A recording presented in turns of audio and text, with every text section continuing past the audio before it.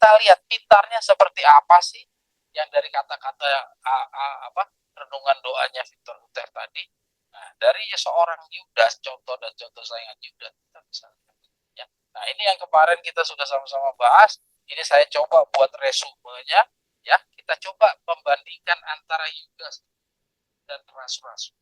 Jadi jangan kita kecil hati kalau saat nanti kita di ojok-ojokin sama mereka, wah Tuhan nggak mungkin punya cara bekerja lewat begini nih. Tapi ini adalah sebuah contoh dan contoh saingan yang kita harus lihat bahwa memang Tuhan akan menggunakan cara-cara yang di luar dugaan pikiran manusia. Ya, Testimonies to Minister P300. Ya. Oke, kita coba lihat. Ya, ini saya ambil dari salah satu saja referensi yang kita sudah bahas. Ya, saya tidak tampilkan banyak-banyak, tapi kita coba bedah kembali melihat. Ya, kerinduan segala zaman. Ya, saya lupa kerinduan jalan zamannya, halaman berapa saya tidak masukkan. Mungkin nanti saudara bisa buka lagi file yang 2 minggu yang lalu di situ sama. Saya ambil dari sana. Ya, kita coba lihat referensinya. Diceritakan di sana bahwa Yudas tidak sampai menyerahkan dirinya sepenuhnya kepada Kristus. Ia tidak meninggalkan cita-cita duniawi dan kelombakan atas uang. Meskipun dia menerima jabatan pekerjaan Kristus, ia tidak menempatkan dirinya di bawah pembentukan ilahi. Ia merasa bahwa dia dapat berpegang teguh pada pertimbangan dan pendapatnya sendiri. Ya, coba kita lihat ini. Ya, kita lihat poinnya. Yudas mencampur cita-cita duniawinya dengan kebenaran Kristus. Ya, kita lihat. Yudas tidak sampai menyerahkan dirinya sepenuhnya kepada Kristus. Dia tidak meninggalkan cita-cita duniawi. Ya, dia menerima jabatan pekerjaan Kristus. Dia tidak menempatkan diri di bawah pembentukan ilahi. Dia merasa bahwa ia dapat berpegang teguh pada pertimbangan dan pendapatnya sendiri. Nah, artinya dia menjalankan jabatan pekerjaan Kristus, tapi dia masih berpegang pada pertimbangan dan pendapatnya sendiri.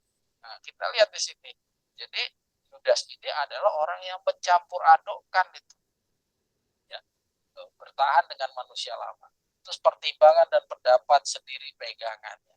Nah, kita coba bandingkan dengan ras-ras.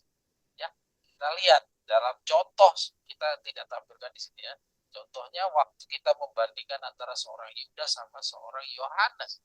Ya, seorang Yohanes ya ini dikatakan di dalam kerinduan juga segala zaman juga bahwa Yohanes itu dibandingkan sama Yudas sama-sama orang yang mempunyai kesulitan yang sama, ya, perjuangan yang sama untuk meninggalkan manusia lamanya.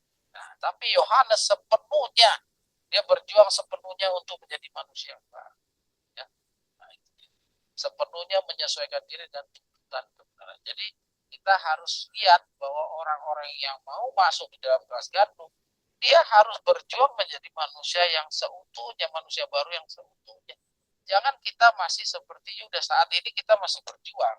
Ya, kita masing-masing semua masih berjuang. Tapi kita usaha perjuangan kita pada akhirnya harus sama seperti Yohanes, yaitu menjadi manusia yang baru. Dan itu yang dituntut di dalam pendidikan 40 hari. Ya, kita sudah sama-sama belajar ya. Oke, itu yang pertama. Yang kedua, Yudas sangat disegani oleh murid-murid. Nah, ya.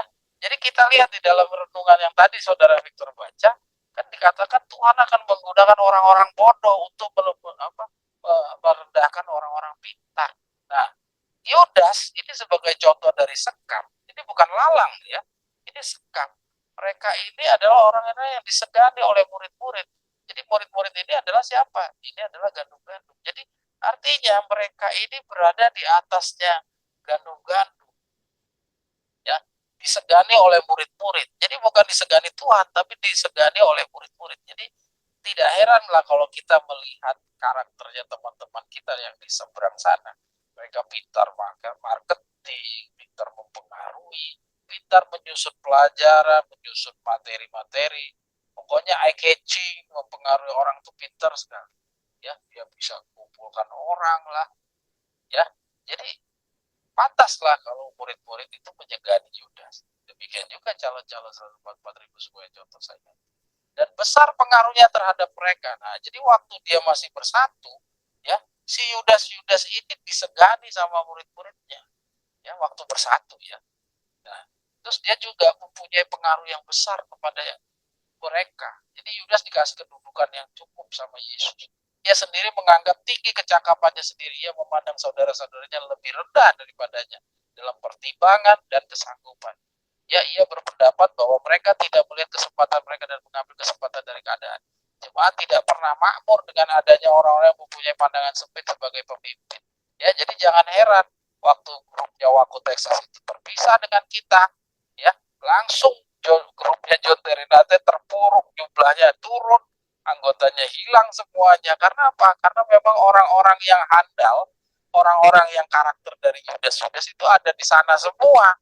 Ya, jadi tidak heran lah kalau orang yang seperti Yudas ini ketika terpisah dengan kita, ya kita orang-orang yang seperti murid-murid, ya yang penuh kelemahan-kelemahan. Jadi wajar kalau kelompok-kelompok yang seperti kita ini, ya kelompok Gandum, nah, pada akhirnya jadi semakin tidak berdaya, semakin terlihat tak ada harganya.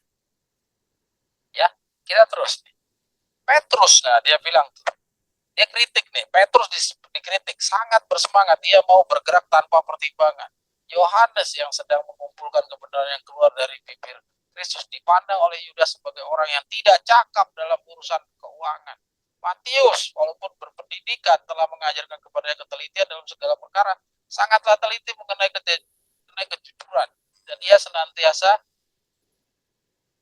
senantiasa merenungkan perkataan Kristus dan menjadi sangat tercekam dalamnya, sehingga pada hebatnya Yudas yang tidak dapat diharapkan melakukan urusan pekerjaan yang memerlukan kecerdasan dan pandangan jauh. Coba bayangin, dipandang Yudas nih orang-orang gak layak semua nih, ya.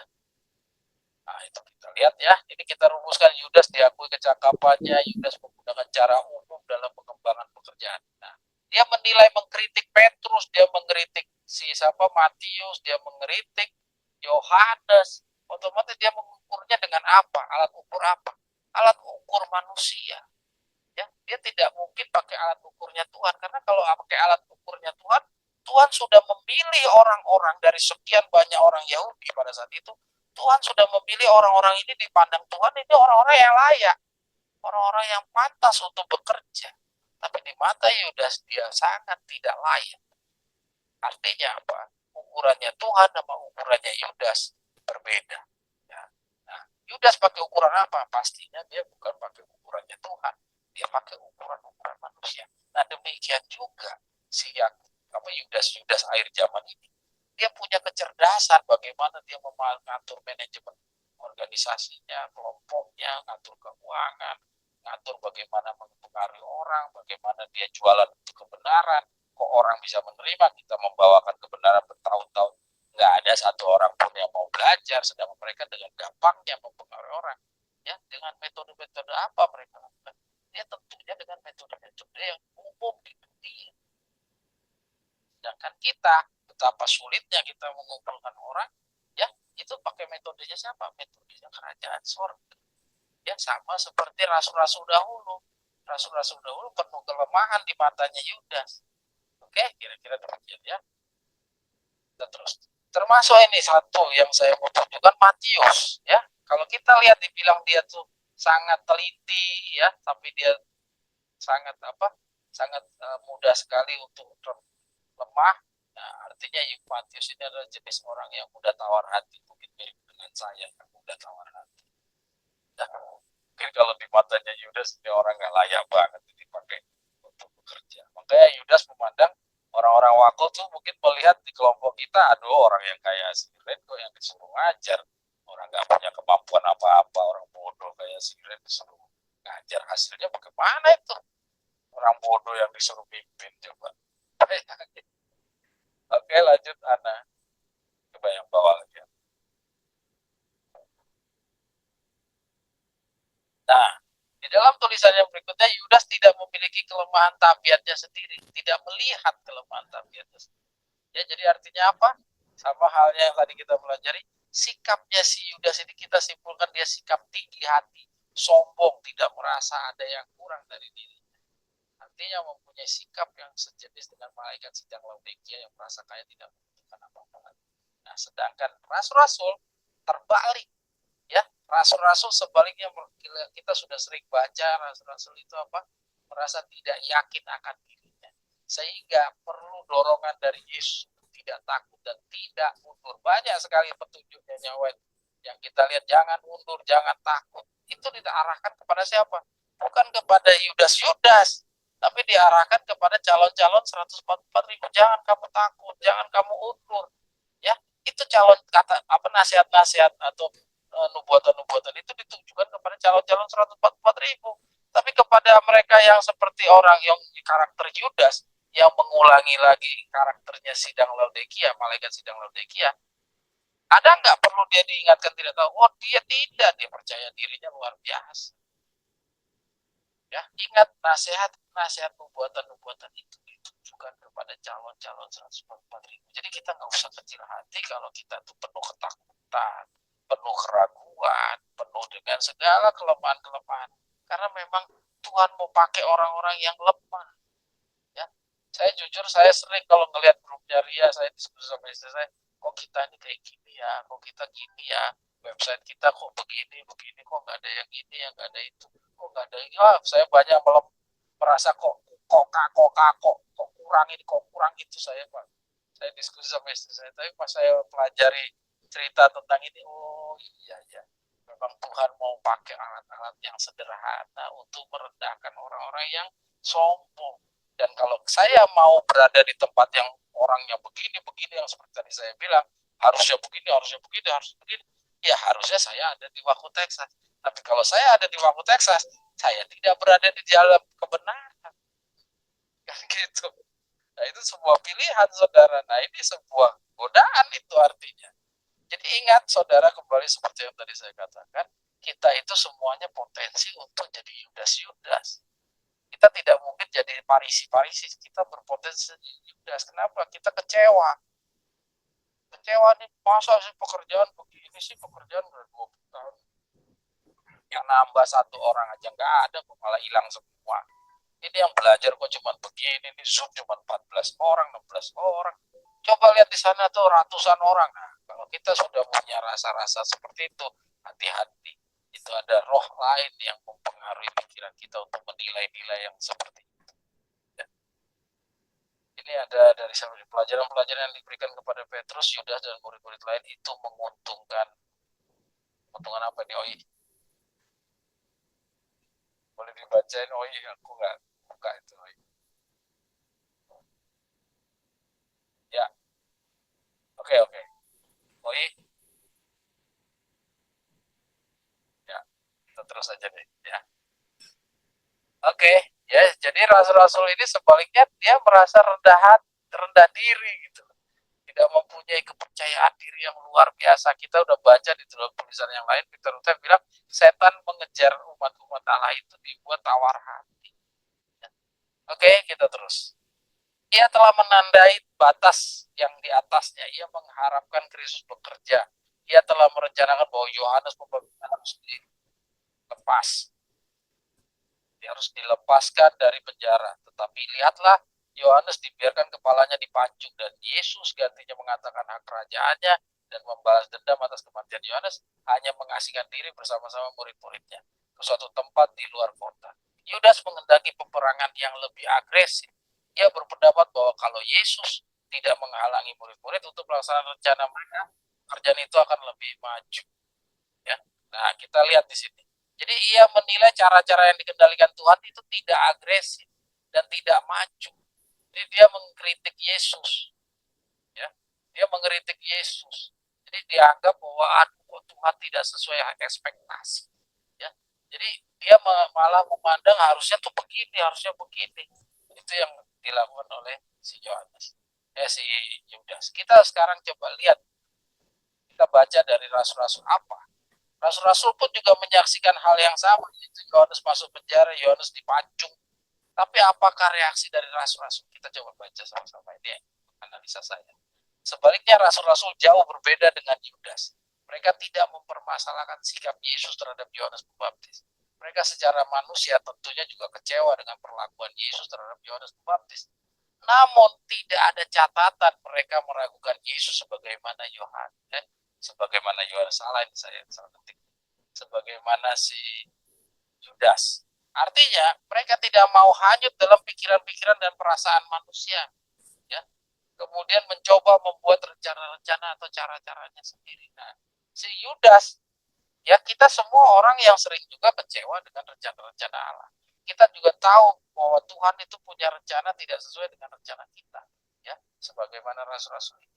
Ya, tapi rasul-rasul ini dia tidak langsung meninggalkan Yesus, ya. Mereka orang rasul-rasul ini tetap setia mengikuti dengan kebenaran yang terus terbuka. Sedangkan orang si Yudas ini tidak. Dia tetap ngotot bahwa Tuhan harus seperti yang diinginkan oleh si Yudas. Ya, kita baca. Mereka dengan rendah hati tetap penuh mengikuti demikian tertulis, walaupun hal itu tidak masuk akal dan tidak populer dipandang lambat, yang mungkin tidak sesuai juga dengan pandangannya sendiri. Ya. Nah ini rasul-rasul. Jadi rasul-rasul sebenarnya juga punya pikiran-pikiran manusianya. Tidak mungkin rasul-rasul tidak punya. Rasul-rasul juga pasti punya rasa iba terhadap Yohanes Pembaptis. Tapi rasul-rasul kenapa kok tidak bereaksi seperti si Yudas? Karena rasul-rasul tahu bahwa ini rencananya Allah, ini pekerjaannya Tuhan. Ya, walaupun kacamatanya dia betapa sadisnya Tuhan membiarkan Yohanes Pembaptis dipancung, tapi kenapa mereka tidak bereaksi? Karena mereka tahu ini adalah pekerjaannya Tuhan, bukan pekerjaannya mereka. Dan Tuhan yang punya jalan bagaimana akan melakukan sebuah penyelesaian pekerjaan. Mereka sangat sadar itu. Maka itu sebagai contoh dan contoh saingannya, kita pun juga demikian.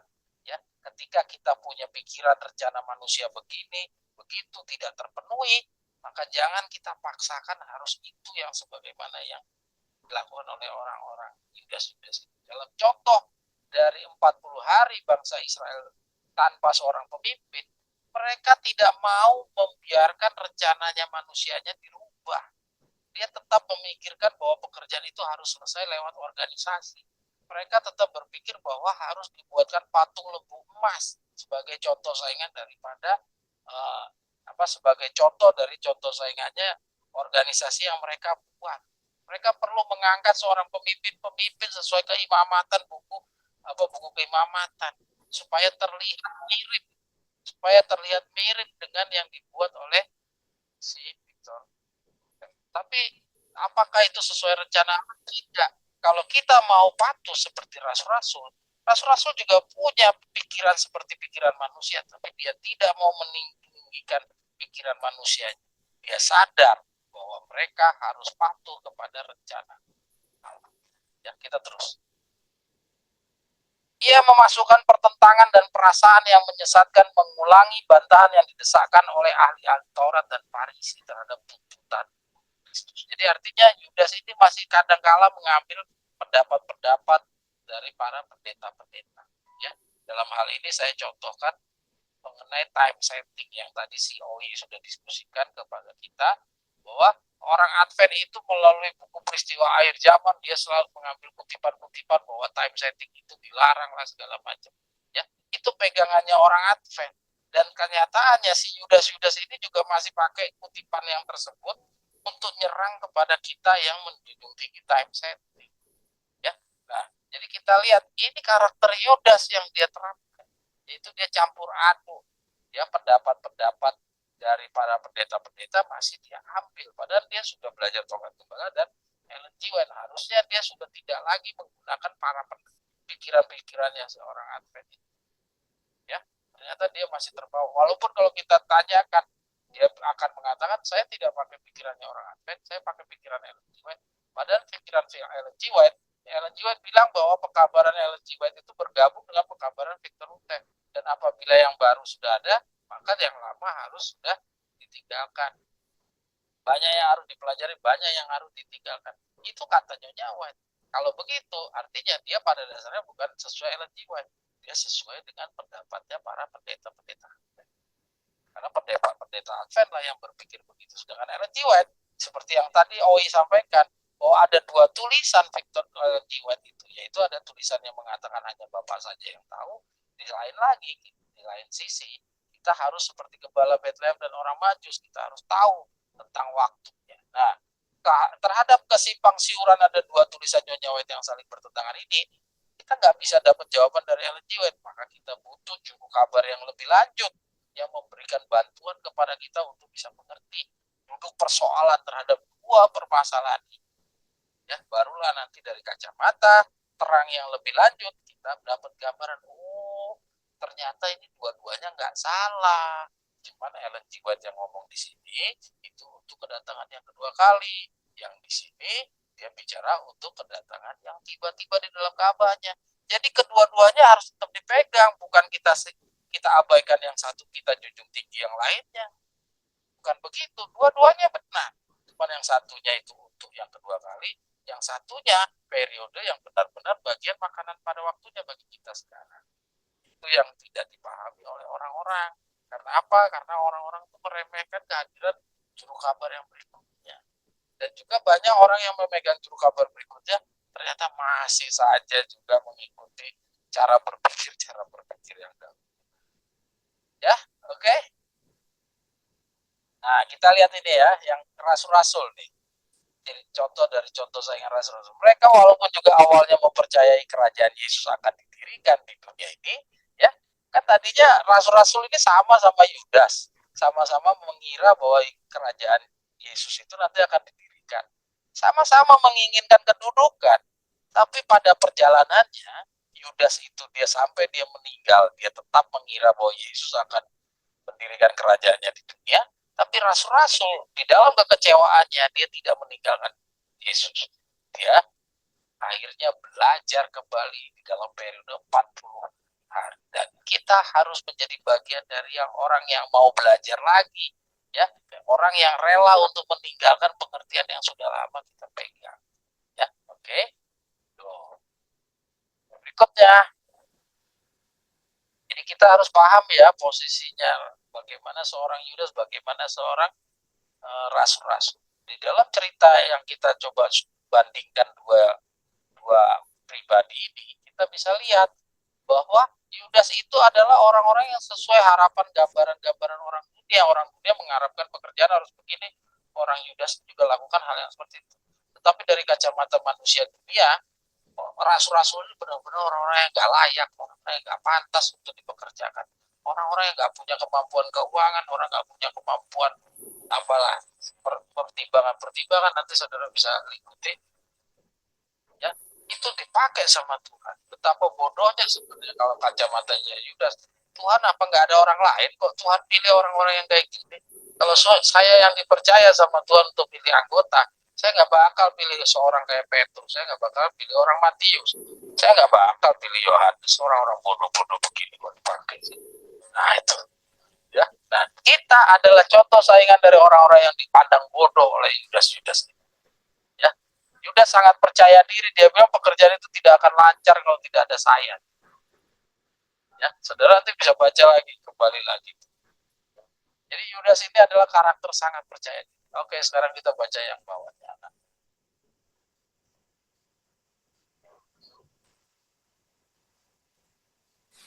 Ya, kita sekarang lihat. Ya, oleh karena di dalam lambang upacara bayangan yang kita sudah pelajari dari pertanyaan nomor 50, tanya jawab buku 3, bahwa kita itu juga dicontoh saingankan kepada Yesus, bukan hanya kepada rasul-rasul. Ya, dalam cerita ini kita lihat kita ada contoh saingan dari rasul, tapi di dalam pertanyaan nomor 50 kita juga adalah kepada Yesus. Maka kita perlu hati-hati apa yang dilakukan oleh Yudas ini kepada kita nantinya. Ya, jadi musuh kita bukan lagi lalang itu mudah, lalang nanti cuma menganiaya. Tapi orang yang menganiaya yang paling berbahaya, ya yang membantu si lalang adalah sekam. Kita baca Maranatha 8 ayat 8 Juli halaman 197. Dihianati oleh para sahabat dan kaum kerabat. Ya kita baca yang hitamnya saja. Maka sejumlah besar orang yang disangka suci, ya kita tadi kira Yudas ini orang-orang pintar kan, disangka suci, akan mencurahkan perhatian mereka untuk merusak berbagai semangat dan akan menjadi pengkhianat yang mengkhianati kebenaran-kebenaran yang murni. Mereka akan terbukti sebagai penganiaya kita yang paling kejam, keji. Ya, jadi yang penganiaya yang paling keji siapa? Bukan lalang, tapi teman-teman kita sendiri. Ya, yang dulu kita agung-agungkan waktu kita masih bersatu. Ya, seperti rasul-rasul, dia percaya sama Yudas. Ya, mereka inilah Terus mereka yang ingkar pada pencobaan itu akan menyebarkan kesaksian palsu. Nah, jadi orang-orang yang dulunya dia di dalam gandum, dia nanti mengingkari, dia nanti akan menjadi penyebar kesaksian palsu dan mengkhianati saudaranya mereka sendiri demi mempertahankan kenyamanan mereka. Mereka akan mengatakan di mana tempat saudara-saudara kita bersembunyi dengan menempatkan serigala di dalam perjalanan saudara-saudara mereka itu. Kristus telah mengingatkan kita akan hal ini agar kita tidak perlu terkejut akan perlunya ada perlakuan yang kejam dan yang tidak alami yang dilakukan oleh para sahabat dan kaum kerabat. Jadi ingat, kita itu akan dikhianati orang yang terdekat dengan kita. Dibilang Kristus mengingatkan kita, ini jadi bukan Ellen G. White yang ngomong, Kristus mengingatkan kita. Jadi hati-hati dengan sekam, saudara. Kita tidak perlu berhati-hati dengan lalang, kita hati-hati dengan sekam. Jadi teman-teman yang masih bergaul dengan sekam, hati-hati. Ya, itu Maranatha berapa tadi? Ya, yang berikutnya Maranatha 24 Juli. Ya, umat yang sisa dan pemeteraian. Mereka yang benar di hadapan Allah dan pada kewajibannya akan diancam, dituduh, dihalangi, mereka akan dikhianati oleh orang tua, saudara, sanak, dan teman-teman. Harapan mereka satu-satunya hanyalah belas kasihan Allah. Pertahanan mereka hanyalah doa. Ya, di dalam tulisan yang lain kita tahu kenapa harapannya cuma kepada Allah, karena polisi juga nanti akan bersatu dengan mereka melalui konfederasi. Yesaya 7, Yesaya 8. Ya. Oke, ini kita lihat dari cerita Yudas. Oke, Ana lanjut, Ana. Kalau ada yang mau komentar silakan.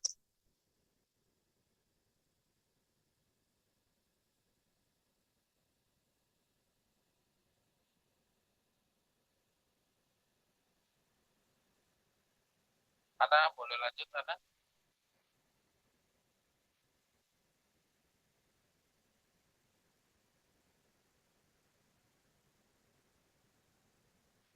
Nah, ini kita coba lihat. Nah, ini. Jadi, kenapa kita harus banyak-banyak mempelajari kebenaran? Karena ini ya, khususnya di dalam periode 40 hari. Ya, jadi mereka itu nanti akan menggunakan cara-cara sendiri. Ya, si sekam-sekam ini nanti akan menggunakan cara-cara sendiri. Jadi kita harus benar-benar mengenali bagaimana orang-orang yang menggunakan cara-caranya sendiri. Tadi kita sudah lihat perbedaan antara sekam dan gandum. Gandum sampai-sampai gandum juga tidak mempunyai, kalau boleh dikatakan, jadi gandum itu kita tadi lihat bahwa gandum itu sampai-sampai apa? Aduh, jadi lupa lagi. Ya. Oke, kita baca aja deh. Ya. Jadi oh ya ya. Tadi gandum gandum sampai-sampai kalau kita lihat seperti, jadi kalau kita lihat tadi, kita pikirkan seorang Yudas ini sebenarnya seorang manusia biasa yang sama seperti kita sehari-hari. Kita semuanya harus patut juga kecewa dengan Yesus. Kenapa Yesus sama sekali tidak ada pedulinya sama kematiannya Yohanes Pembaptis? Ya, kita semua akan sepakat dengan Yudas dalam hal itu. Tapi kita lihat tidak ada satupun reaksi daripada rasul-rasul pada saat itu. Ya, nah ini kita coba lihat. Ya, jadi gambaran ini bahwa seorang Yudas menginginkan Tuhan bekerja sesuai dengan rencananya dia, itu adalah pandangan-pandangan manusia, ya, atau dengan kata lain cara-cara manusia. Ya, sedangkan rasul-rasul tadi sepenuhnya mempercayakan semua pekerjaan rencananya sesuai dengan rencana Allah. Kita coba lihat sekarang petunjuknya Yahweh tentang bagaimana yang harus kita tinggalkan atau kita harus hindari dari cara-cara manusia. Ya,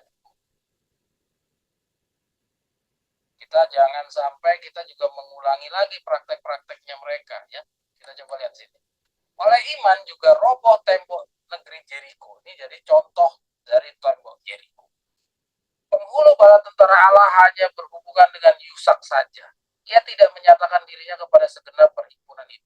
Dan terserah kepada mereka untuk mempercayai atau meragukan kata-kata Yusak, untuk menurut kepada perintah yang diberikan olehnya di dalam nama Tuhan atau untuk menyangkal wewenangnya.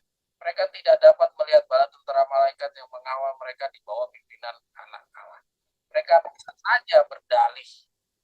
Mereka bisa saja berdalih betapa tidak berartinya usaha-usaha ini dan betapa ganjilnya untuk berbaris setiap hari mengelilingi dinding kota itu sambil meniup trompet yang terbuat dari tanduk domba. Ini tidak akan ada pengaruhnya terhadap benteng-benteng yang menjulang tinggi itu. Sebenarnya bisa saja orang-orang pengikutnya Yusak mengatakan demikian, tapi tidak dilakukan. Ya, nah demikian juga dengan karakternya Yuda, rasu-rasu. Kita harus juga 100% percaya sama rencananya Allah. Jangan kita mencampur aduk dengan pikiran-pikiran kita yang seperti tadi Yudas. Ya, kita ulangi. Mereka bisa saja berdalih betapa tidak berartinya usaha-usaha ini dan betapa ganjilnya untuk berbaris setiap hari mengelilingi dinding kota itu sambil meniup trompet yang terbuat dari tanduk domba. Ini tidak akan ada pengaruh terhadap benteng-benteng yang menjulang tinggi. Tetapi rencana untuk meneruskan pekerjaan ini yang memakan waktu yang cukup lama sebelum hancurnya tembok-tembok itu telah memberikan kesempatan untuk berkembangnya iman di antara Bani Israel. Haruslah dijelaskan kepada pikiran mereka bahwa kekuatan mereka bukan terdapat di dalam kebijaksanaan manusia atau di dalam kegagahannya, tetapi hanya di dalam Allah keselamatan mereka. Dengan demikian mereka akan terbiasa bersandar sepenuhnya kepada pemimpin ilahi mereka. Ya, ini adalah contoh daripada bagaimana kehancuran tembok Yeriko. Ya, kita coba lihat di sini. Kita terus anak. Coba lihat yang di bawah anak. Nah, kita lihat lagi. Allah akan melakukan perkara-perkara yang besar bagi mereka yang berharap kepadanya. Sebab mengapa orang-orang yang mengaku diri sebagai umatnya tidak memiliki kekuatan yang lebih besar? Oleh karena mereka berharap terlalu banyak kepada kebijakan mereka sendiri dan tidak memberikan kesempatan kepada Tuhan untuk menyatakan kuasanya demi kepentingan mereka. Ia akan menolong umatnya yang percaya di dalam setiap keadaan darurat, jikalau mereka mau menaruh segenap kepercayaan mereka di dalam Dia dan dengan setia menurut kepadanya. Ya, segera setelah kehancuran Yerusalem, Yusak bertekad untuk menyerang Ai. Ya, nah kita ingat ya, tadi kita lihat katanya apa? Jadi kita lihat di awal tadi, Anda boleh geser ke atas, itu orang-orang yang disuruh mengelilingi tembok Jericho itu sama sekali tidak bicara langsung sama Tuhan. Jadi dia nggak tahu petunjuk apa yang disampaikan Tuhan kepada si Yusak. Ya, dia nggak melihat, dia tidak mendengar, tapi dia percaya. Ya, seandainya saja mereka ini menambah-nambah, ya, dengan cara-cara yang Tuhan sudah sampaikan kepada Yusak, dia nambahin aja sedikit aja. Itu tembok Yeriko ambruk nggak? Tembok Yeriko tidak akan ambruk. Ya, tembok Yeriko akan tetap megah berdiri. Ya, demikian juga Yusak. Seandainya Yusaknya juga ragu tentang cara yang sangat aneh yang Tuhan perintahkan untuk menghancurkan sebuah tembok Yeriko, tidak pakai palu, tidak pakai bom, tidak pakai apapun, hanya cuma pakai trompet. Itu sebuah cara yang di luar dugaan, yang aneh. Ya, nah, tapi di dalam hal ini tidak boleh sedikit pun ditambah-tambah sama Yusak. Jadi apa yang diperintahkan demikian tertulis, ya demikianlah yang harus dilakukan. Nah, ini adalah contoh. Ya, Ana baru geser ke bawah. Allah akan melakukan perkara yang besar bagi mereka yang berharap kepadanya. Nah, paragraf ini adalah bagian kita. Kalau tadi sebagai contoh, ini paragraf berikut ini adalah punya kita.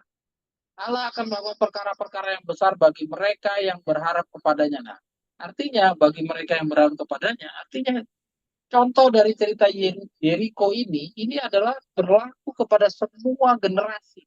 Ya, kepada siapa saja yang berharap kepadanya, bagaimana Tuhan akan membantu, itu benar-benar akan benar-benar terwujud seandainya kita 100% mempercayakan kepada Tuhan, tidak menggunakan atau menambah-nambah sedikit pun dengan cara-cara kemanusiaan. Kita baca pelan-pelan lagi. Sebab mengapa orang yang mengaku diri sebagai umatnya tidak memiliki kekuatan yang lebih besar? Oleh karena mereka berharap terlalu banyak kepada kebijakan mereka sendiri dan tidak memberikan kesempatan kepada Tuhan untuk menyatakan kuasanya demi kepentingan mereka. Ia akan menolong umatnya yang percaya di dalam setiap keadaan darurat jikalau mereka mau menaruh segenap kepercayaan mereka di dalam Dia dan dengan setia menurut kepadanya.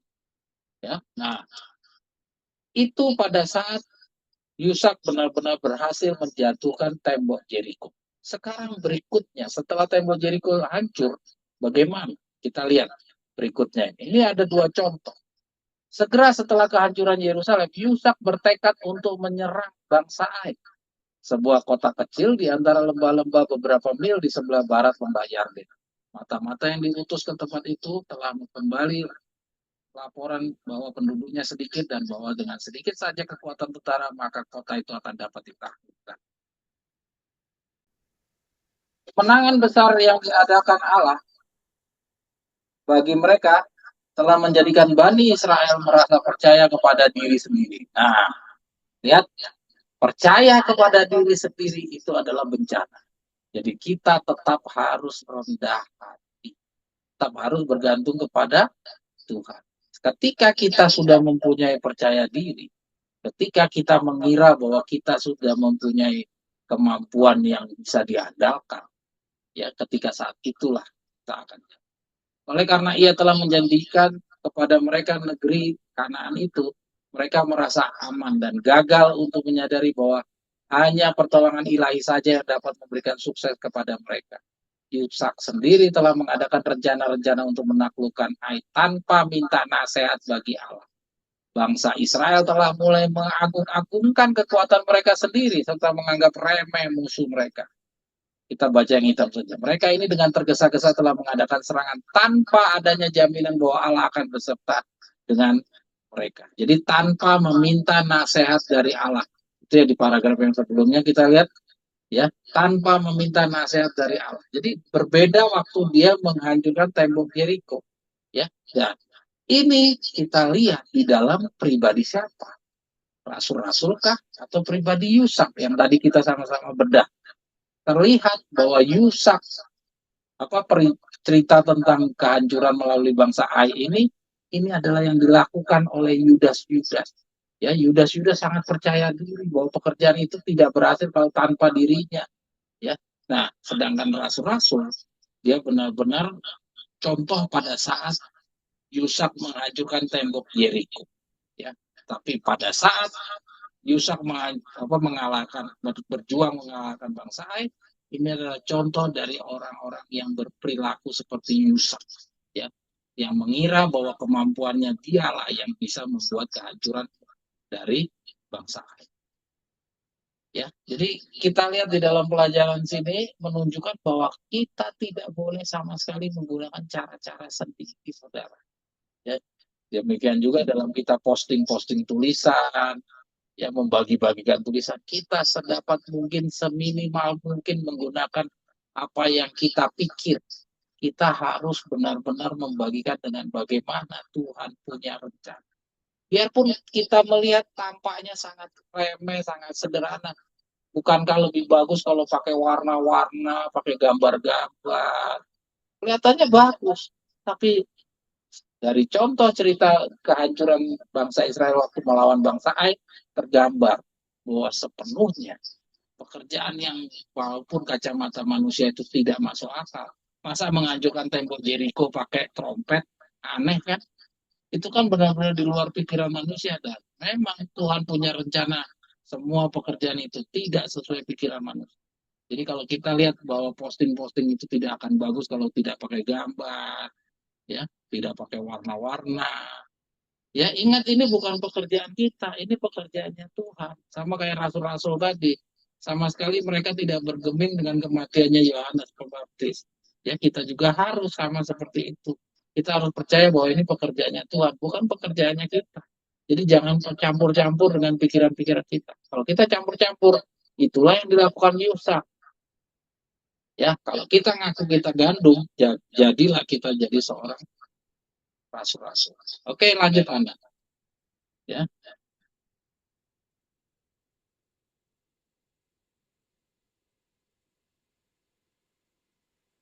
Tuh, 36 orang telah mati terbunuh.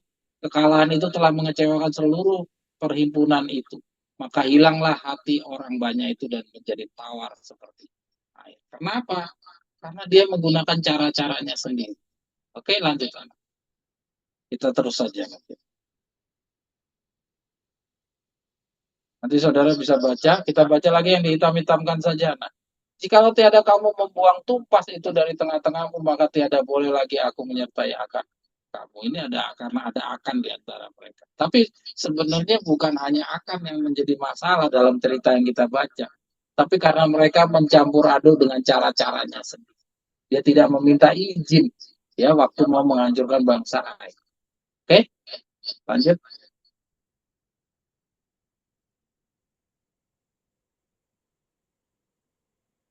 Nah, itu kita lihat lagi. Jika Daud seperti Saul telah memilih jalannya sendiri, sukses tidak akan menjadi bagiannya. Tetapi ia berbuat sebagaimana yang telah diperintahkan oleh Tuhan, dan ia memukul kala tentara orang Filistin mulai dari Gibeon sampai Seber. Ini juga. Oh, ini cerita tentang Daud ya. Nah, oke. Lanjut. Nah, ini cerita Usan. Ya, ini saya coba ambil dari cerita-cerita yang sering kita juga sering baca. Ya, saudara-saudara tahu Usa dari suku Kehat, ya, dia menggunakan cara-caranya sendiri. Dia berpikir pikirannya benar-benar tulus dan baik karena dia suku bangsa Kehat itu dipercayakan untuk menjaga tabut perjanjian. Ya, ketika tabut perjanjian itu sudah mau guling, mau jatuh, ya walaupun itu pikirannya sih usaha ini baik. Tuhan juga tahu bahwa usaha itu jujur. Usaha itu baik, tidak ada niat jahat. Tapi Tuhan punya aturan, tetap aturan, nggak bisa diganggu gugat. Jadi usaha waktu memegang itu tabut perjanjian, dia mati. Ya. Kalau kita pikir dari kacamata manusia betapa gak tegasnya Tuhan ini, betapa tidak semena-menanya Tuhan, orang tulus seperti Usa kok harus mati. Tapi itulah hukumnya Allah. Kalau Allah sudah bilang harus patuh demikian tertulis, jangan tambah, jangan kurang, maka jangan coba-coba kamu tambah-tambah dengan menggunakan cara-cara. Oke? Kita coba lihat yang digarisin. Yang digarisin. Tuhan tidak dapat menerima pelayanan mereka, oleh karena itu tidak dilaksanakan sesuai dengan petunjuknya. Tetapi Israel memiliki di tangannya satu pernyataan yang jelas tentang kehendak Allah. Di dalam segala perkara ini dan kelalaian mereka terhadap petunjuk-petunjuk ini merupakan suatu penghinaan kepada Allah.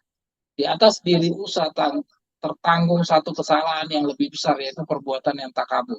Pelanggaran terhadap hukum Allah telah mengurangi kepekaannya terhadap kesucian tabut itu. Dan dengan dosa yang belum diakui terdapat di dalam dirinya, ia telah dihadapkan larangan ilahi itu. Berani menjamah lambang hadirat ilahi, Allah tidak dapat menerima penurutan yang setengah-setengah. Tidak menerima cara yang sembarangan dalam memperlakukan hukumnya. Dengan menghukum Usa, ia bermaksud untuk mengingatkan Israel akan pentingnya memberi perhatian yang ketat terhadap segala tuntutannya. Nah, jadi kita lihat kita pun juga harus ketat terhadap segala tuntutan Tuhan. Kalau Tuhan bilang tidak boleh tambah, tidak boleh kurang, ya jangan nambah, jangan kurang. Kalau Tuhan bilang harus ajarkan di bawah terang dari tongkat segala bagian-bagian yang masih perlu diinterpretasi, ya lakukan. Kalau tidak dilakukan, ya sama juga. Ya, jadi harus jelas gitu loh kita. Semua gerak-gerik kita itu ada aturan mainnya. Sama seperti usaha ini, biarpun niatnya betapa baiknya, kalau Tuhan punya aturan tidak dipatuhi, Tuhan tidak peduli sama isi hati pikirannya si Musa. Tuh. Nasib Musa adalah merupakan satu hukuman ilahi terhadap pelanggaran atas satu perintah yang paling nyata. Melalui Musa, Tuhan telah memberikan petunjuk yang khusus sehubungan dengan pemindahan tabut itu. Tidak ada seorang pun kecuali para imam turunan Harun boleh menjamahnya, atau sekalipun hanya memandang tanpa penutupnya. Tapi kepada Bani Kehat tidak diberikannya apa-apa, karena pekerjaan mereka ialah mengurus barang-barang kudus. Dengan demikian ia di dalam membawa tabut itu dari Kiryat ada satu pelanggaran yang langsung dan tidak dapat dimaafkan. Oke? Nah, setelah 3 bulan berlalu, ia mengambil keputusan untuk mencoba sekali lagi memindahkan tabut itu. Ya, ini Daud. Dan sekarang ia telah memberikan perhatian yang sungguh-sungguh terhadap setiap petunjuk ilahi sampai kepada perkara yang kecil sekalipun. Nah, dan setelah dia ikuti semua petunjuknya, tidak ada terjadi kematian atau kecelakaan. Ya, jadi artinya apa? Artinya hukum Allah itu memang Demikianlah adanya, tidak boleh nambah, tidak boleh kurang. Jadi ikutilah petunjuknya. Kalau petunjuknya tidak boleh tambah, demikian ya sudah demikian. Kalau petunjuknya suruh terangkan di bawah terang dari tongkat, ya lakukanlah. Ya, oke? Kita lanjut. Dan kita ini, kenapa ini perlu kita pelajari? Karena Yudas itu prakteknya suka nambah-nambah, suka pakai cara-cara sendiri yang tadi kita baca. Ya, kita baca Yudas itu suka nambah-nambahin dengan cara-caranya sendiri. Dan kita sebagai rasul, contoh saingan dari rasul-rasul, harusnya kita ikuti sebagai yang barusan kita baca. Ana boleh geser Ana.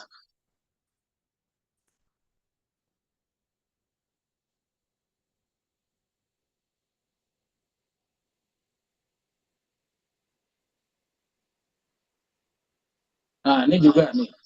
Kita lihat dari pengalamannya seorang Gideon. Ya, Gideon itu punya pasukan yang awalnya dari 20 berapa ribu. Ya, akhirnya Tuhan memilih cuma 300 orang. Ya. Oh, dari sebelumnya 32 ribu. Ya, dari 32 ribu itu Tuhan singkirkan semua, hanya 300 orang. Bisa bayangkan. Ya. Dan Gideon benar-benar mematuhi semua petunjuk-petunjuknya Tuhan. Seandainya Gideon, ya tadi, seperti tadi waktu melawan bangsa Ai, Gideon percaya diri, Gideon coba menggunakan cara-caranya sendiri. Gideon pasti kalah di dalam peperangan. Jadi kepatuhan kita sepenuhnya kepada petunjuknya Nyonya White atau Victor Utep itu menentukan kita itu bisa selamat atau tidak. Ya, jadi jangan ditambah, jangan dikurang. Petunjuknya A ya A, jangan kita lakukan B. Ya. Jadi jangan kita terapkan praktek dari Yudas yang tadi barusan kita baca. Walaupun dari kacamatanya kita sebagai manusia bilang, oh ini pekerjaan kok kayaknya kurang lancar, ini kurang bagus. Ini harusnya begini, harusnya begini, harusnya begini. Ya seperti tadi, jangan seperti Petrus, jangan seperti Matius, jangan seperti Yohanes. Ini pekerjaan begini, begini, begini, dikritik semua sama Yudas. Tapi ingat, pekerjaan ini adalah punyanya Tuhan. Sebetapapun buruknya langkah cara bekerjanya Tuhan, itu memang Tuhan punya rencana demikian. Kalau bagaimanapun bagusnya rencana kita, kalau itu rencana dilaksanakan sesuai dengan pikiran manusia, Tuhan tidak ada di sana. Ya. Hanya saja bedanya, kita ini hidup di masa kasihan. Jadi tidak terlihat dampak daripada hasil buatan campur tangan, mencampur aduk antara kehendak Tuhan dan kehendak manusia, tidak terlihat. Karena kita masa kasihan. Seandainya kita berada di masa gigi ganti gigi, akan kelihatan ya praktek-praktek yang seperti Yudas tadi sudah hilang dari jauh-jauh hari. Oke, lanjut.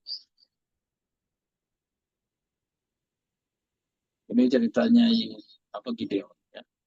Oke, lanjut Ana, bisa digeser terus Ana. Sampai di bawah ada contoh lagi nggak?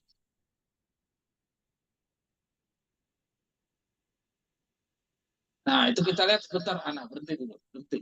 Sukses tidaklah bergantung kepada jumlah bilangan, ya.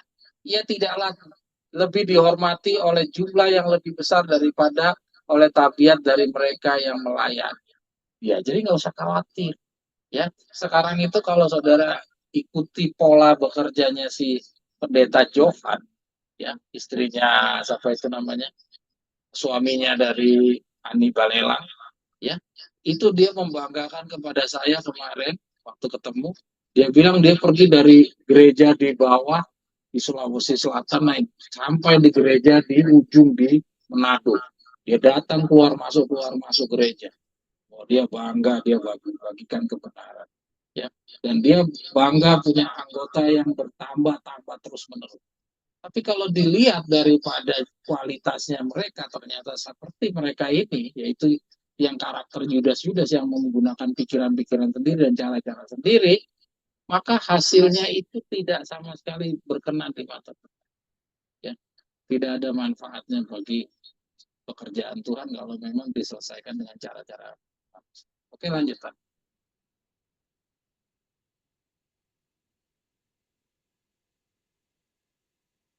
Nah, itu dia. Kita lihat ya. Ini pelajaran yang berikutnya ini nanti saudara bisa baca pelajaran dari bangsa Israel tentang tidak terima hukuman larangan memasuki kota Kanaan selama 40 tahun. Jadi gini, Setelah bangsa Israel ini dia percaya kepada 10 pengintai, dia tidak percaya kepada 2 pengintai Yusak dan Kaleb, ya dia lebih percaya kepada 10, maka Tuhan kasih hukuman bahwa bangsa Israel tidak boleh masuk ke tanah Kanaan dan dia berputar-putar di padang belantara selama 40 tahun, ya. Jadi kata-kata 40 tahun itu bukan baru dia rasakan di dalam perjalanan. Itu sudah dari saat awal perjalanan 40 tahunnya itu sudah disebutkan sama Tuhan kepada Musa, dan mereka benar-benar kecewa, ya mereka benar-benar kecewa, termasuk Musa pun kecewa. Tapi Musa kecewa, Musa sebagaimana rasul-rasul tadi, sebagaimana juga menyaksikan kematian Yohanes Pembaptis, mereka tetap patuh untuk tetap ikuti rencana Allah berikutnya.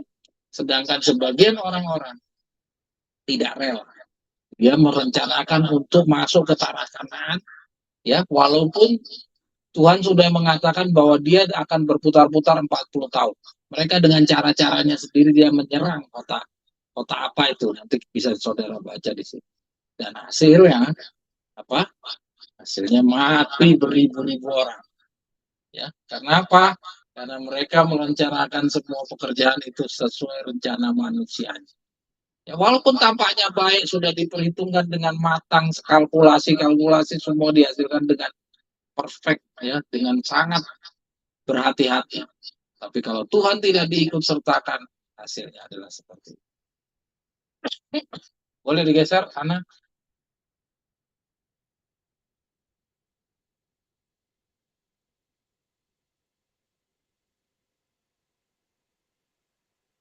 Ya,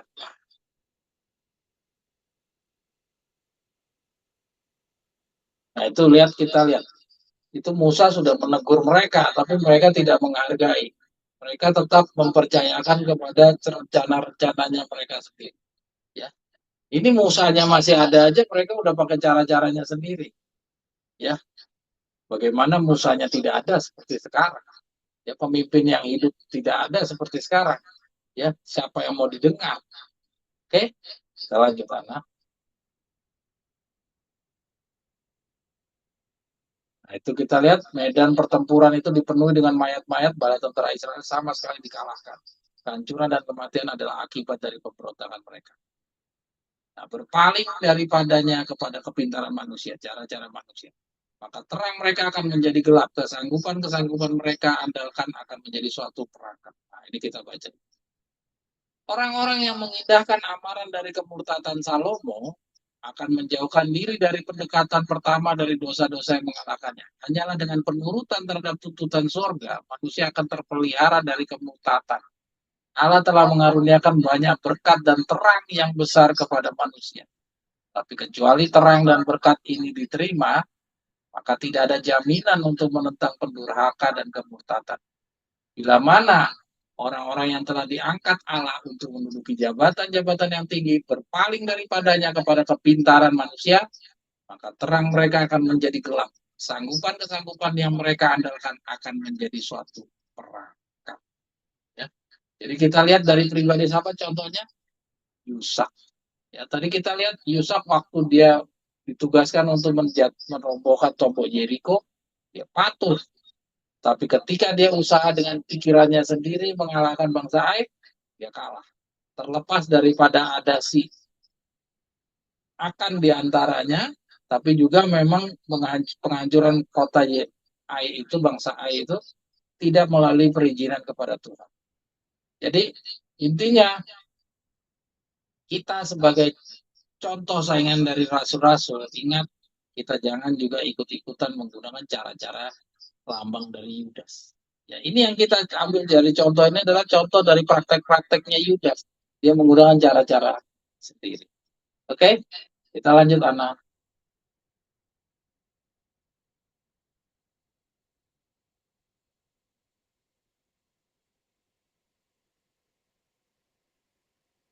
Nah, ini cara-cara yang berkenan kepada Tuhan, kita lihat. Ya, ini cara yang berkenan kepada Tuhan, ada tertulis, inilah satu-satunya dasar yang di atasnya. Mereka dapat berdiri dengan aman. Setan rajin sekali mempelajari kitab suci. Ya, jadi jangan bilang setan nggak pernah baca kitab suci. Setan itu rajin baca kitab suci. Dia mengetahui bahwa waktunya sudah dekat. ia berusaha sedapat-dapatnya untuk menghalangi pekerjaan Tuhan di atas bumi. Ya, umat Allah dicoba dan diuji untuk mendapatkan kuasa dalam tanda yang disebut dalam Keluaran 31:12 sampai 18. Mereka harus berdiri teguh di atas firman itu. Ada tersurat.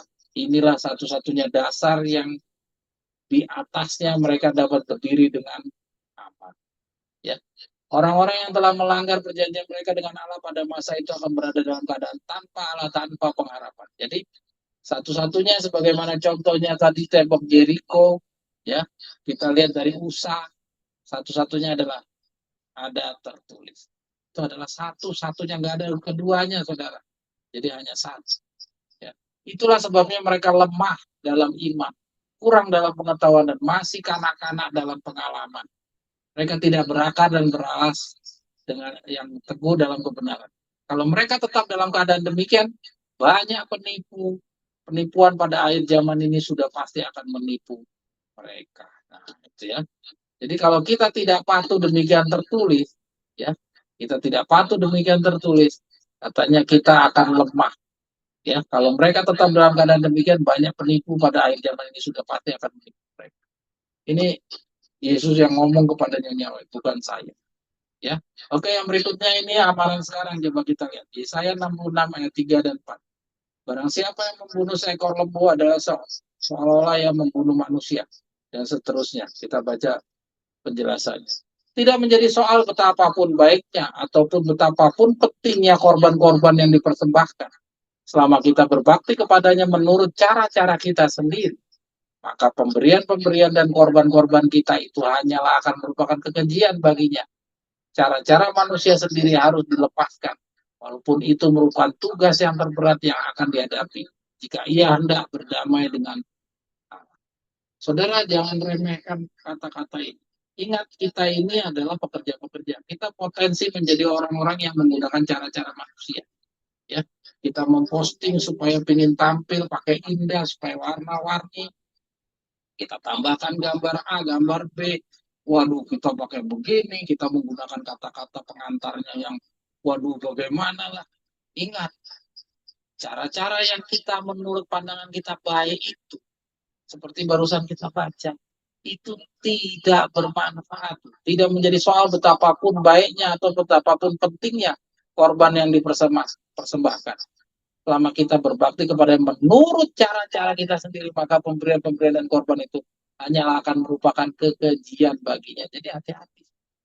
Biarpun kita menyampaikannya adalah time saya tingginya menyampaikan, dia kalau bilang kita menyampaikan 144.000.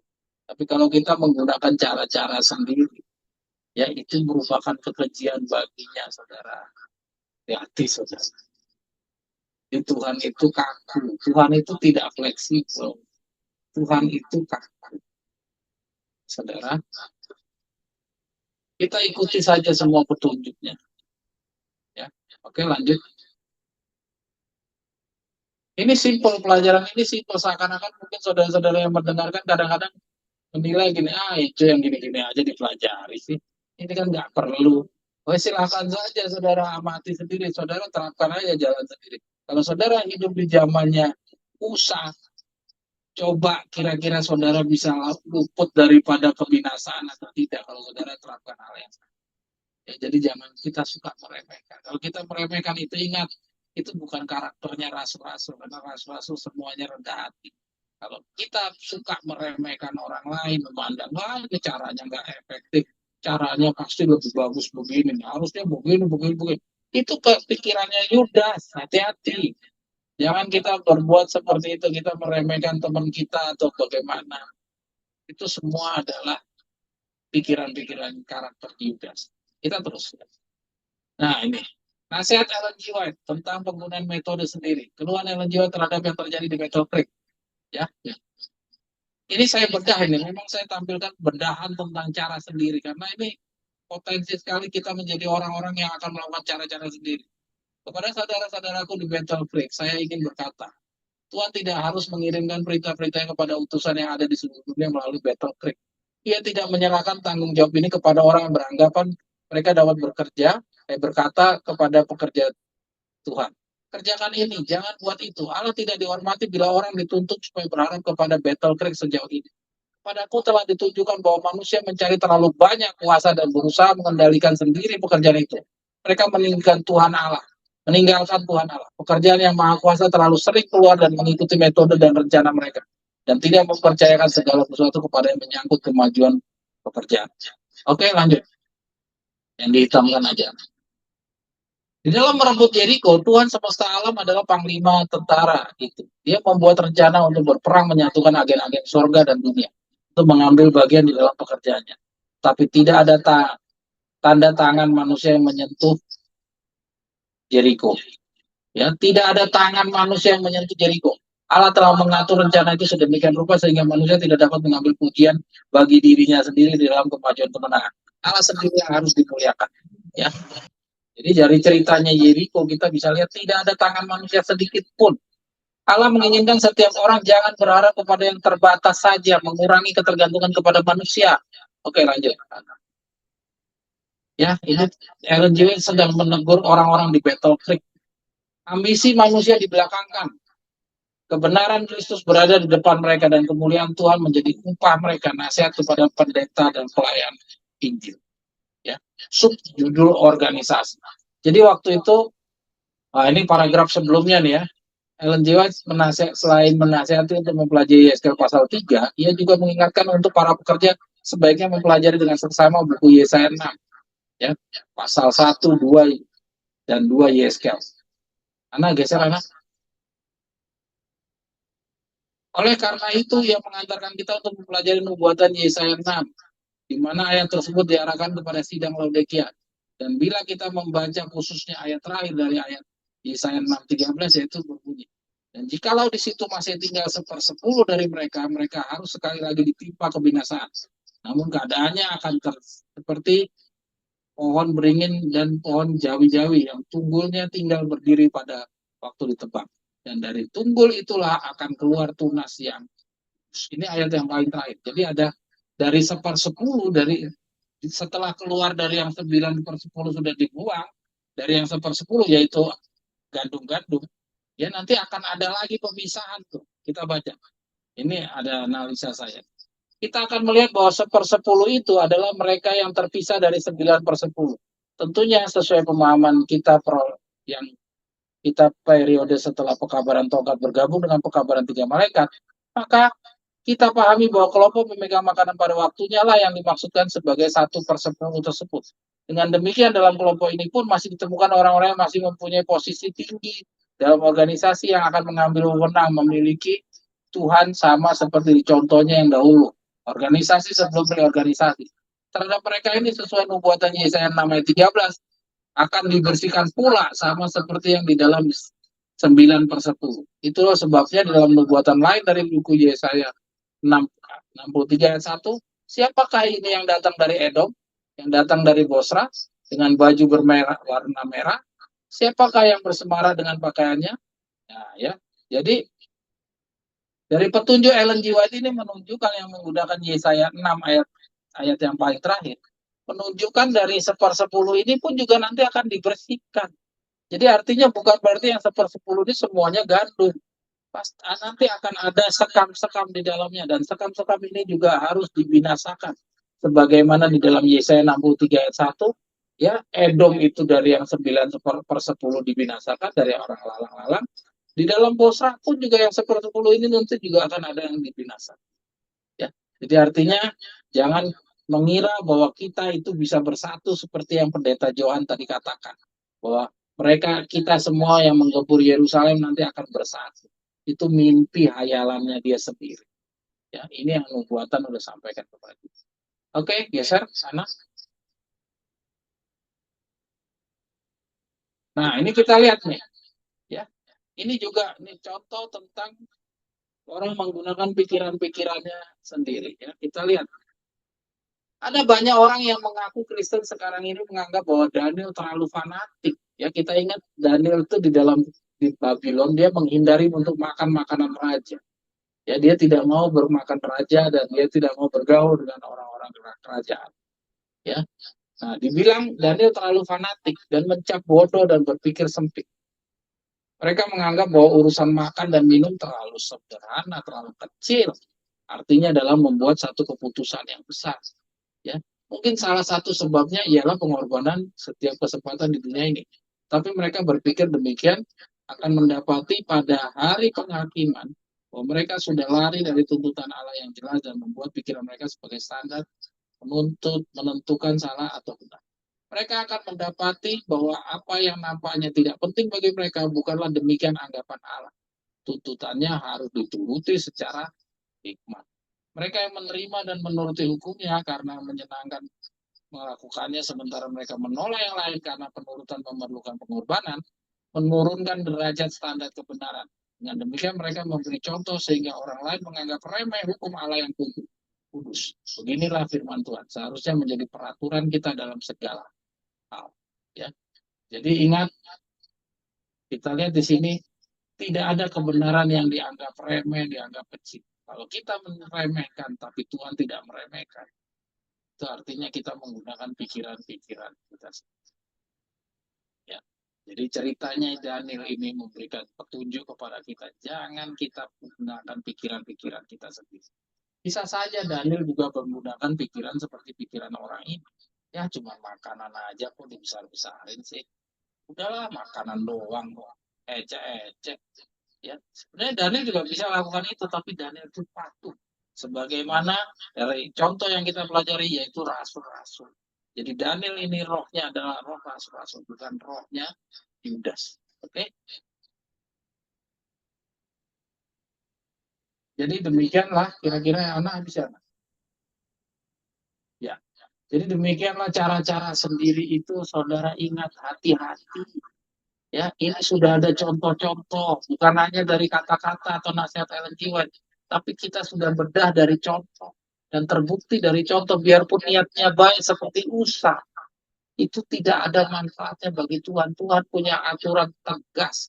Kalau Tuhan bilang A, ya A, tidak bisa kita lakukan B. Sebaik apapun, yang tadi Victor Luther juga bilang, sebaik apapun, itu tidak akan bermanfaat bagi Tuhan. Bahkan malah menjadi kekejian bagi Tuhan. Oke?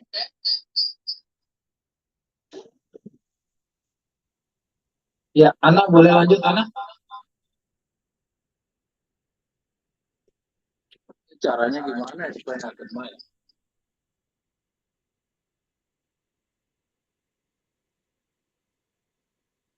Nah, ini kita lihat.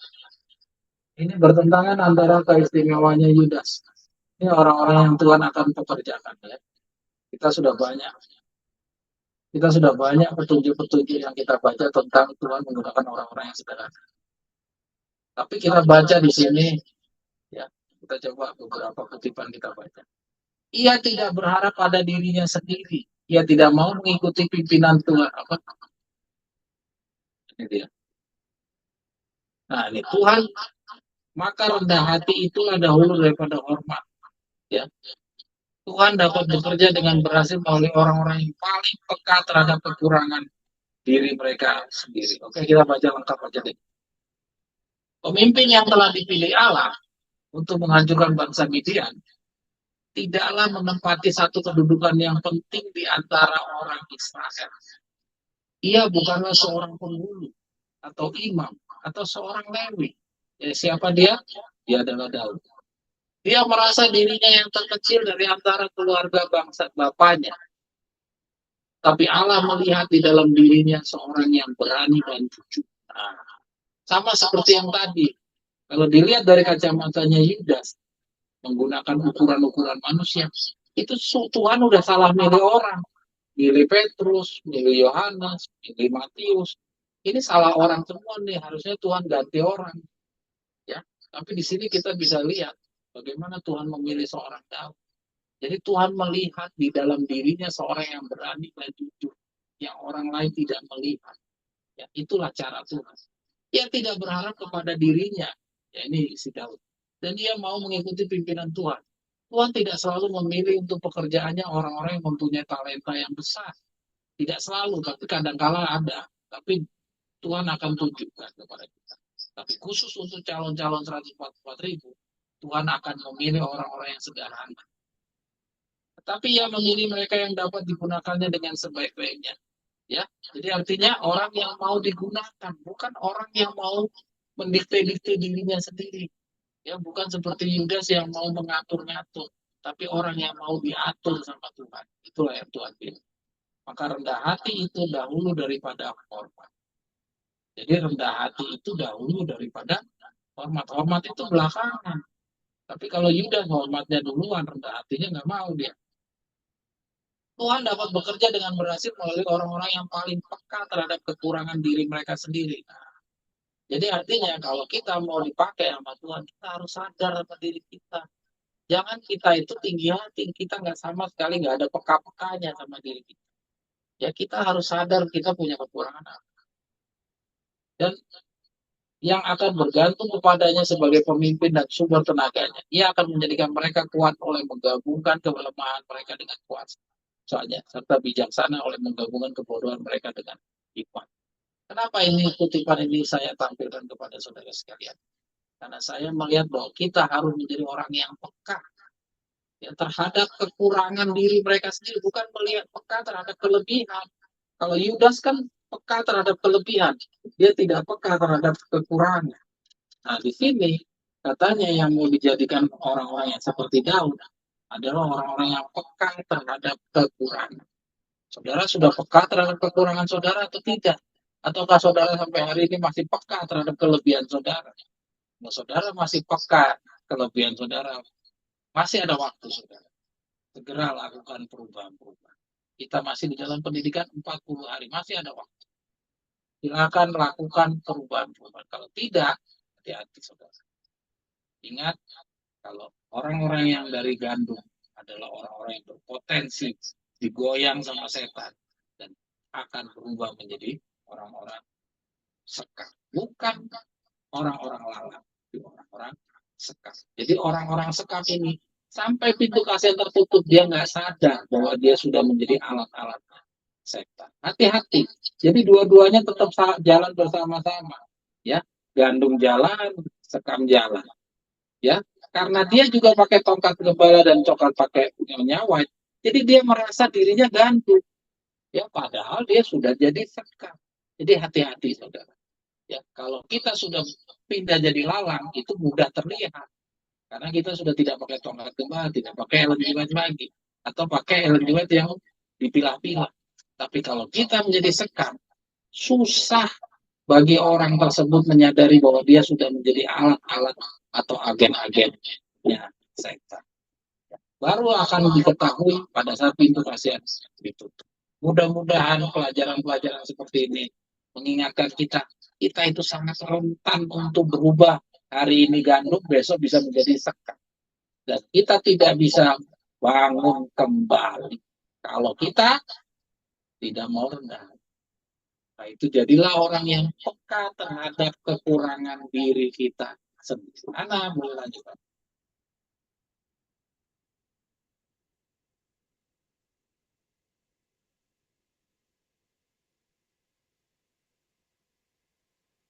Nah, ini pekerjaan akan diselesaikan di dalam tangannya sendiri. Ini Victor Hutek. Amaran sekarang jilid 2 nomor 9. Jadilah kamu sebuah alat penunggu baru di dalam tangan Allah. Mungkin saya tidak bacakan, nanti bisa kita baca di 2 minggu lagi. Tapi intinya di dalam tulisan ini, saudara silakan baca. Saudara silakan baca. Saudara akan temukan. Kesimpulan kita sekarang tidak salah. Bahwa Tuhan tidak bekerja lagi melalui organisasi. Tuhan memegang kendali di dalam tangan. Jadi inti dari amaran sekarang jilid 2 nomor 9 dan amaran sekarang jilid berapa lagi di bawahnya nanti. Ya, ada 2 kutipan tulisan amaran sekarang yang saya tampilkan di sini. Kalau saudara baca perlahan-lahan, saudara akan temukan bahwa benar-benar testimoni Tuminis 300 itu telah tergenapi di masa kita sekarang. Itu apa? Di saat 40 hari Musa tidak memimpin. Atau dengan kata lain kita contoh dan contoh saingan dari saat Israel tidak mempunyai pemimpinnya. Oke, Ana yang berikutnya. Mudah-mudahan 5 menit lagi selesai. Nah, Oh, ini yang terakhir ya. Nah, ini penutup, kita baca sama-sama. Pelan-pelan kita baca. Tuhan akan memberikan keberhasilan kepada usaha yang paling lemah, metode yang paling tidak menjanjikan hasil. Nah, saudara, sengaja saya tampilkan penutup ini untuk menguatkan kita yang tadinya kita juga berpikir seperti Yudas. Kan harusnya Tuhan bekerjanya begini, harusnya begini, harusnya begini, harusnya begini. Sering kan kita semua masing-masing berpikirnya begitu. Oh, ini kalau gini nih, harusnya gini nih, harusnya begini. Ternyata pikiran harus-harusnya itu ternyata rohnya Yudas yang ada di dalam buah pikiran. Kita harusnya jangan mengatur-ngatur rencana Allah. Walaupun kelihatannya sangat lambat, tidak masuk akal. Tapi inilah jalannya tuh. Ya, kita baca sama-sama. Semua keajaiban yang Allah perbuat kepada umatnya telah dilakukan dengan cara yang sederhana. Bila umat Tuhan menyerahkan diri sepenuhnya kepada Tuhan, maka ia akan menggunakan mereka melaksanakan pekerjaannya di dunia ini. Tetapi kita harus ingat bahwa keberhasilan apapun yang kita peroleh, kemuliaan, kehormatan adalah milik Allah. Oleh karena setiap kemampuan dan kuasa adalah karunia daripadanya. Jadi itu yang harus kita ingat ya, bahwa Tuhan semuanya yang bekerja. Kehormatan, kemuliaan adalah Tuhan. Jangan kita ukur-ukur dengan ukuran kita. Tuhan tidak bergantung kepada orang yang mempunyai kedudukan yang tinggi, yang mempunyai intelektual yang besar atau yang berpengaruh luas. Orang-orang seperti itu sering menjadi sombong dan merasa mampu sendiri. Mereka merasa dirinya berkompeten untuk membuat dan melaksanakan rencana tanpa meminta nasihat dari Allah. Mereka memisahkan diri dari pokok anggur yang benar itu. Dan sebagai akibatnya menjadi kering dan tak berbuah karena carang-carangnya lain.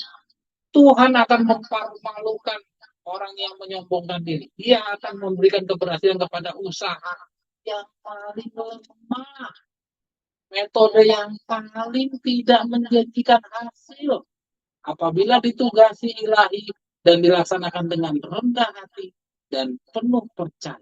Signs of the Times, 30 Juni 1881. Ini bukan kata-kata saya, saudara. Ini Ellen G. White sendiri. Jadi jangan heran kalau kita disuruh kayak Yohanes, kayak rasul-rasul. Ya, rasul-rasul juga kecewa Tuhan kenapa tidak bereaksi kepada kematiannya Yohanes Pembaptis. Tapi dia terapkan kata-kata Signs of the Times 30 Juni 1881 ini di dalam pribadi-pribadi rasul-rasul. Yaitu apa? Mereka benar-benar rendah hati dan penuh percaya bahwa Tuhan akan menyelesaikan pekerjaan yang terbaik menurut ukurannya Tuhan. Itu dengan cara yang paling lemah, dengan metode yang paling tidak menjanjikan hasil. Tentunya semuanya ini di luar semua pikirannya Yudas. Oke, kita lanjut. Kita baca. Ini ya, Matius 13 ayat 31 dan 32. Kita tidak usah baca Matiusnya, baca. Suatu perumpamaan yang lain perlu dibentangkannya kepada mereka, katanya, kerajaan sorga itu diumpamakan dengan sebiji sesawi yang diambil orang lalu ditaburnya di ladang. Sungguh pun itu adalah yang terkecil daripada segala benih, namun apabila ia tumbuh, maka ia adalah yang terbesar di antara segala pokok sayuran dan akan menjadi sebuah pohon sehingga burung-burung di udara akan datang dan hingga pada segala dahan. Oke, ayat itu sering sudah kita dengar. Tapi berikut ini kita coba baca penjelasan kita. Benih sesawi yang terkecil dari antara segala benih ditunjukkan dalam perumpamaan ini bahwa ia yang akan memulai kerajaan itu akan merupakan sesuatu yang sangat tidak berarti, bertentangan dengan semua harapan manusia. Nah, ingat kata-kata ini, kenapa saya ajak saudara baca lagi ini? Karena kata-kata ini sama dengan Testimonies to Minister P3. Ya, dia bilang apa? Dimulai dengan sangat tidak berarti, bertentangan dengan semua harapan manusia. Ingat kata-kata bertentangan dengan semua harapan manusia. Harapannya Yudas pun juga tidak sesuai. Ya, semua manusia loh, bukan sebagian manusia. Semua harapan manusia. Jadi semua pikiran-pikiran yang menggunakan pikiran manusia, itu Tuhan tidak akan mempekerjakan si biji sesawi ini dengan cara-cara tersebut. Ya, jadi kalau kita masih mau pakai pikiran manusia, pikirannya Yudas, itu pekerjaan ini tidak akan bisa sesuai dengan ekspektasi kita. Ya, kita terus. Namun bagaimanapun juga, seperti halnya tanaman setawi itu akan menjadi yang terbesar daripada segala rumputan. Maka demikianlah kerajaan itu akan bertumbuh dan menjadi terbesar daripada segala kerajaan. Ini bertentangan dengan semua rencana manusia. Nah, ya, bertentangan juga dari semua pikiran rencana manusia. Nah, Yudas itu dia menggunakan rencana-rencana yang sama seperti manusia pada umumnya.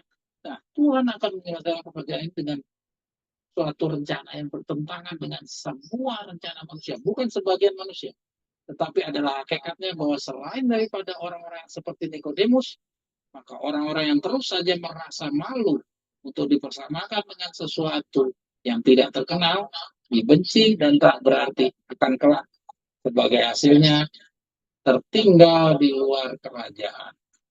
Selesai. Amaran sekarang jilid 2 nomor. Inilah penutupan. Jadi, saudara lihat, di dalam pekerjaan 40 hari kita, inilah yang Tuhan akan pekerjakan.